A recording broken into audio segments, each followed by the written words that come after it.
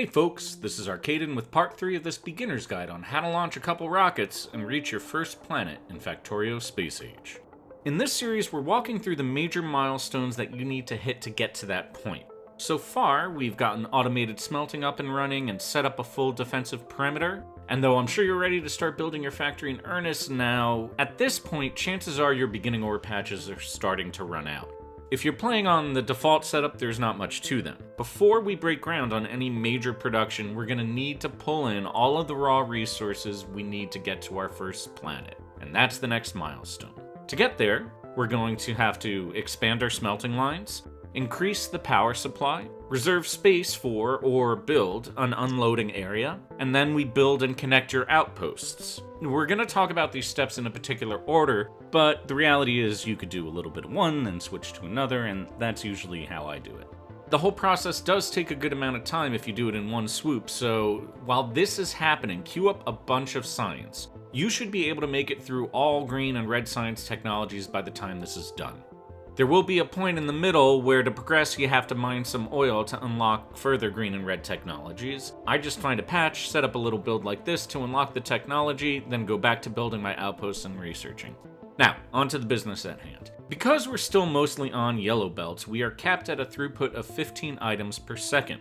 But for this project, we're going to design and plan with red belts and their speed of 30 items per second in mind. You're not that far away from them. In fact, you'll see I added some very slow red belt production here in case I want to start upgrading specific areas. Now, everything we're going to talk about could be done piecemeal over your early game. You could bring in some iron ore now and maybe build like a logistics factory. But for me, I like to get everything done at once so I know that I have all the materials I need to launch a rocket and get to that planet.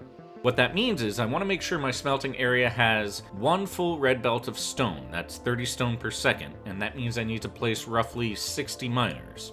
One full red belt of coal, again 60 miners. Two red belts of copper, that's 120 miners.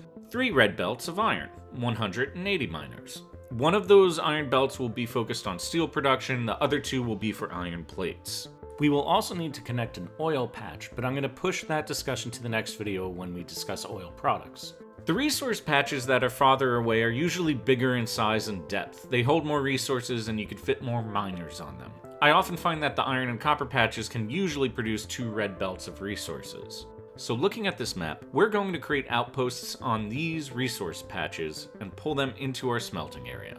When you think of pulling in far-off resource patches, you eventually butt up against the eternal Factorio question: should I use belts or set up a train system? The fundamental answer, like most things in this game, is whichever you'd prefer. Both are viable options. My first couple of factories, I avoided trains like the plague and ran massive lines of belts across empty land connecting everything. And really there wasn't much of a downside to this. In my opinion, it's faster to set up a couple of belts than it is to set up a train system at this point. The other thing about belts is they're just a little simpler. In a situation where you're not, say, saturating a belt, you pretty much know you're just not mining enough. Trains add additional factors. Do you have enough trains? Are your inserters fast enough? Stuff like that. In terms of the resources you'll spend between the two strategies, running a long red belt definitely uses more iron plates. When you get to a relatively big scale, trains definitely can transport resources more efficiently and they're easier to hook new outposts up to. For mid-late game factories, trains are usually the better option. For now, we're going to do a bit of both.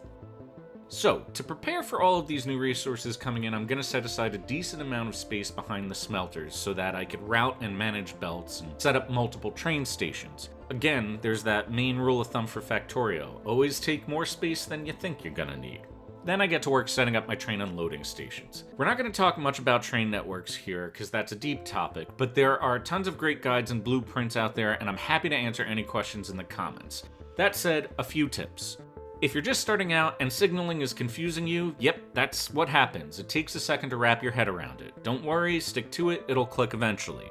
For the purpose of just beating the game, all 100 hours of it, I find that you don't have to be that concerned with having the most efficient train loading and unloading setup. Your guide should be, are you meeting your production needs? I say this because a lot of online Factorio content can get hyper-focused on super high efficiency and massive production, but you can play the game much more freeform and still have great success. I find that when I'm frustrated with the game, I'm usually trying to make something too perfect. So use someone's build, design your own. For train loading and unloading, I think the most important thing is to make sure you use stack inserters as soon as you get them. The blue ones we're using here ain't gonna cut it.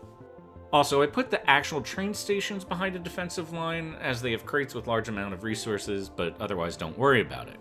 Next, expand your power. You're about to add a ton of electric miners and new smelting, so scale up your power production. I ended this section with 36 boilers and 64 steam engines, which is more than I needed for the outposts, but I wanted some extra room to be able to start adding a lot of production buildings without having to worry. The steam engines scale your coal usage to the amount of power you are requesting, so you could build more than you need and it won't deplete your coal faster. And yes, we are going to talk about solar power, koala, but we're not going to get there yet. Sorry. Also, at this point, if you need to, build some additional smelting lines. You've done this, you know how to do it.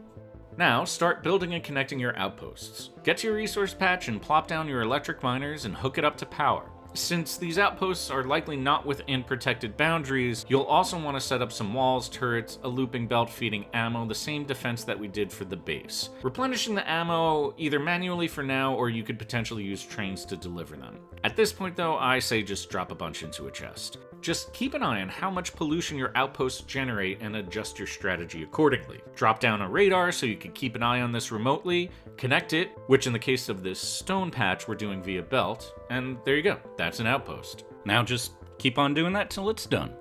And overall, that's the process of pulling in these additional resources. Again, I've spoken about this in distinct steps, but the reality is often you do a little bit of each step as you want or need. So here's where I ended up with this factory. The stone patch is connected via a belt. This odd little copper patch in the middle of the factory is combining with the original copper patch, and I'll just deplete those over time. Meanwhile, this big copper patch has two belts coming from it. One is hooked up, the other is ready for when the original patch runs out. These two iron patches make 3 red belts, and they go into 1 train station for delivery. And finally, there's coal in the south, also coming in by train. While I was building all this, red, green, and black science technologies were fully researched, so we could start producing cool items. In the near future, all train stations need to be updated to stack inserters, outposts need to get on red belts, but for now, we have the system set up where all of the base resources we will need to get to our first planet are connected to our base. Well, except for oil, but that's the next part. This was a bit of a short one this time, that's just how it worked out, but in the next part we'll go through oil products and get into designing our long-term factory, so that'll be a nice big one. And that should be out for the weekend. Click that subscribe button and you'll be notified when it releases. I hope this episode and the series as a whole has been helpful so far. It's been fun for me to do. If you enjoyed it, please do click like or leave a comment with suggestions and feedback. That's always appreciated. In the meantime, enjoy building and thanks for watching.